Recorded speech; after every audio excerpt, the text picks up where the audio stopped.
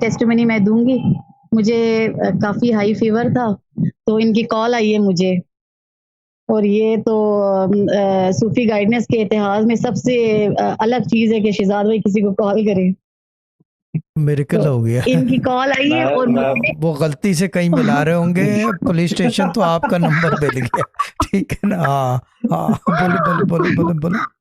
شاید جو بھی تھا وہ بس میں لکی تھی اس ٹائم پر, تو مجھے کال ملی ان کی, اور مجھے کافی ہائی فیور تھا اور انہوں نے پتہ نہیں کیا کیا ہے, اور اسی وقت میرا جسم ٹھنڈا کہتے اب فیل کریں آپ. اور میں نے جب فیل کیا میں نے اپنے ہاتھوں کو پاؤں پہ ہاتھ لگایا, سر پہ میں ٹھنڈی برف ہو رہی تھی. میں نے کہا کیا کہنا ہے آپ انجوائے کریں, ہم جا رہے ہیں لائف.